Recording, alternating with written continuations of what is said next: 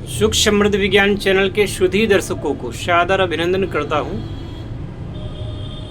आज आप लोगों को मैं एक खार बताने जा रहा हूं। छार भी कहते हैं इसे। और यह छार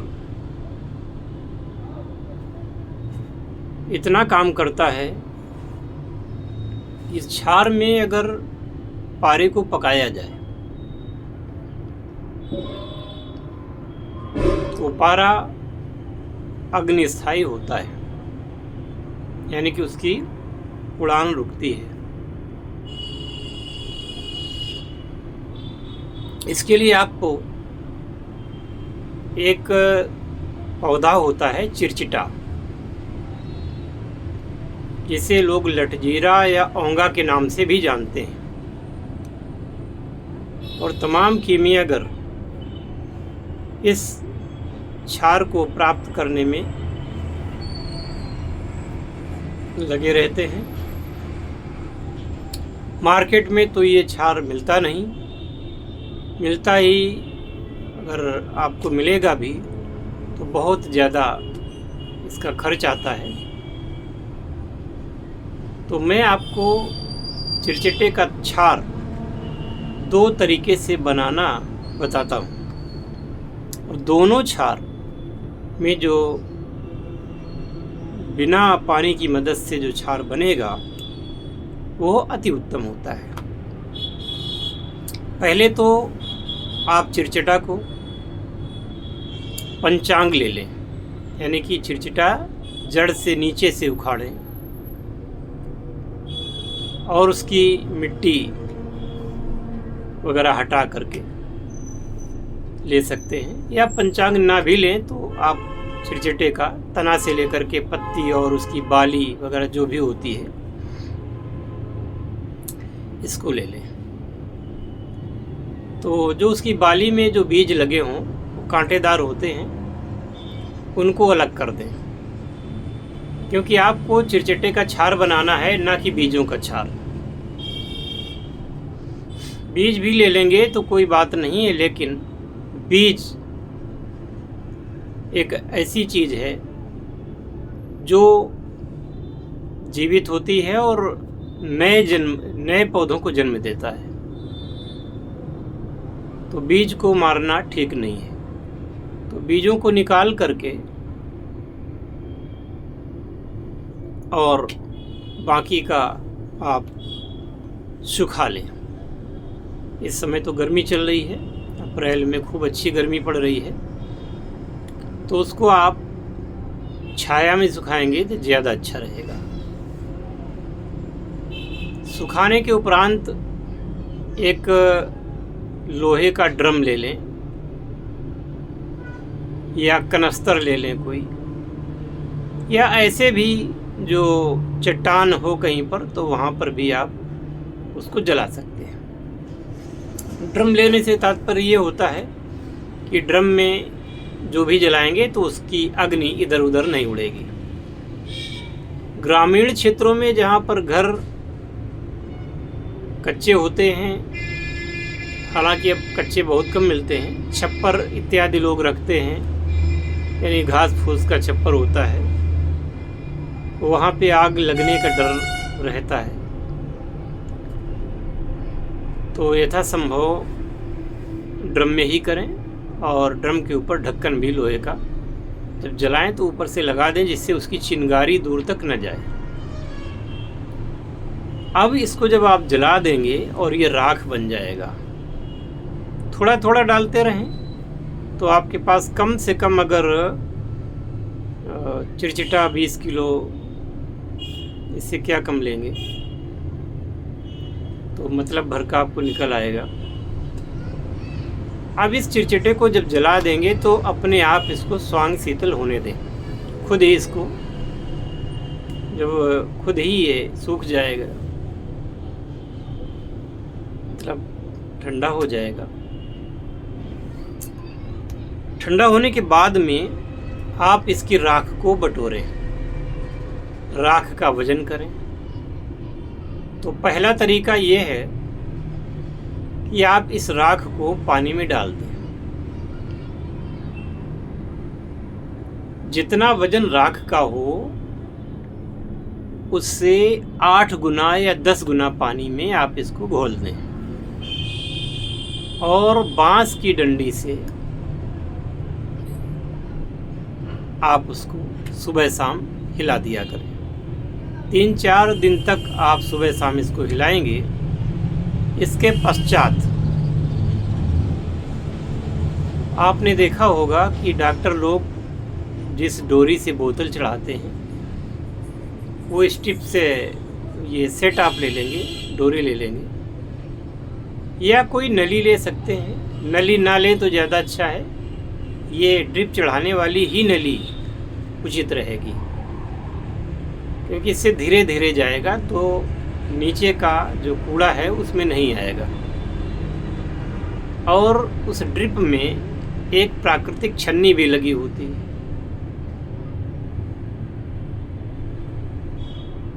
मैं प्राकृतिक कह गया, वो गलत है। आप छन्नी एक लगी होती है, धीरे आप देखेंगे उसमें तो छन्नी लगी होती है, तो कोई चीज़ वैसी उसके भीतर से नहीं पास होगी। सुई को निकाल के अलग कर दें, बाकी तो थोड़ा फ्लो तेज हो जाएगा। सारा पानी निथार लें। इसके पश्चात उसमें 1-2 लीटर पानी और डाल दें। 2-4 घंटे में वो भी पानी निथर आएगा और नीचे राख बैठी रह जाएगी। तो उस राख में जो भी तत्व होंगे इस प्रकार के क्षारीय, वो पानी में घुल जाएंगे और फिर से पानी को निकाल लें। अब इस पानी को 24 घंटा बना रहने दें। अगर इसमें नीचे कुछ जमता है, राख का कोई अंश है भी, तो नीचे जम जाएगा। नहीं है तो अच्छी बात है। इसके बाद इसको डबल कपड़े से, सूती कपड़े से छान लें। छानने के बाद में इस क्षार को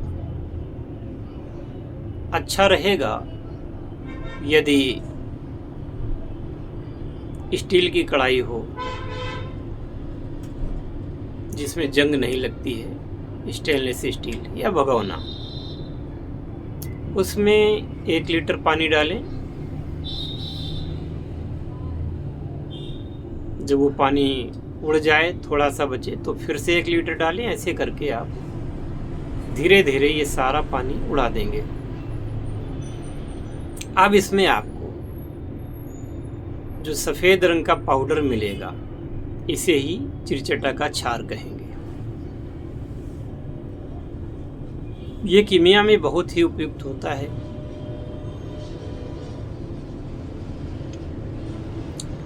अब सूखे क्षार की बात करते हैं, जो इससे भी ज़्यादा वेधक होता है। वह क्षार कैसे बनता है? उसमें आप राख को लेकर के किसी करीब, उसमें आप अगर राख लेंगे तो थोड़ा सा बर्तन बड़ा हो, मिट्टी का बर्तन हो, उसमें राख को आप डालेंगे, आधा भर देंगे। आधा भरने के उपरांत उस बर्तन के ऊपर कपड़ मिट्टी कर दें 3 बार और सुखा लें। कपड़ मिट्टी करने का वीडियो मैंने पहले से बना रखा है, उसको देख लें और उसके अनुसार ही कपड़ मिट्टी करें। अब आप सोचेंगे कि राख को कपड़ मिट्टी करने की क्या ज़रूरत है? तो राख को कपड़ मिट्टी करने की इसलिए ज़रूरत है कि राख में मौजूद जो क्षार तत्व है उनमें से कुछ उड़नशील भी चीज़ें होती हैं, वो उड़ न जाएं, पहली बात। दूसरे, अगर ऐसे ही मटकी को आप रख देंगे आग में, कंडों में या उपलों में, तो ये मटकी चटक जाएगी, फूट जाएगी। इसलिए कपड़ मिट्टी उसको फूटने से रोकती है। कपड़ मिट्टी लगभग आधा इंच तक होनी चाहिए। 3 लेयर में ये हो जाएगी। अब इसको आप 10 किलो उपलों की आग दे दें। कुछ उपले नीचे रखें और बाकी ऊपर। 1 इंच से ज़्यादा बड़े टुकड़े गोबर के ना हों, कंडों के ना हों। 1 इंच से ज़्यादा बड़ा टुकड़ा नहीं होना चाहिए। और उसके नीचे आप एक उपले को, समूचे उपले को जला करके जब वो जल जाए, जलने लगे, तब उसको नीचे रख देंगे आप। 1 या 2 उपले रख देंगे। उसके ऊपर से सारे उपले रखेंगे। रखने के बाद में आग भीतर भीतर बनने लगेगी। और जब धुआं कुछ ज़्यादा होने लगे, क्योंकि इसमें भड़के की आग नहीं होगी, एकदम भड़क करके आग नहीं आएगी, धुआं उठने लगे तो आप उसके ऊपर फिर राख डाल दें। आप राख को डाल करके और उसमें थोड़ा थपथपा दें, जिससे कि धुआं बंद हो जाए। इसको निर्धूम अग्नि कहते हैं। ये आपका जो है 2 या 3 दिन बाद ये सारा ठंडा होगा। ठंडा हो जाए, इसके बाद आप उस राख को निकाल के बाहर करें। पुनः 10 किलो की आग एक बार और दे दें, जैसे मैंने बताया। तो 2 बार की निर्धूम आग के पश्चात आप देखेंगे कि जो आपने उसमें काली राख भरी थी वो तो सब जल करके और अब सफ़ेद रंग की बहुत ही कम मात्रा में राख बचेगी। यही आपका चिड़चिटे का क्षार है। ये ज़रा अलग तरीके से बनाया गया है, परंतु इसका प्रयोग बहुत कम लोग जानते हैं और कीमिया में ये बहुत ही काम आता है। अगर आप कीमिया से संबंधित कोई जानकारी चाहते हैं या रस रसायन सीखना चाहते हैं, हमारे रजत विज्ञान और स्वर्ण विज्ञान को भारत के द्वारा सिद्ध करना चाहते हैं, तो आप कर सकते हैं। हमारे जो कोर्सेज हैं उनमें दाखिला लीजिए और जानकारी प्राप्त करने के लिए या हमारे वेबिनार को अटेंड करने के लिए, जहाँ पर हम लोग विस्तृत बात कर सकते हैं, पर्सनल बात कर सकते हैं, उसके लिए आप अपना अपॉइंटमेंट ज़रूर बुक कराएं। जय शिव शंकर, जय भोलेनाथ, हर हर महादेव।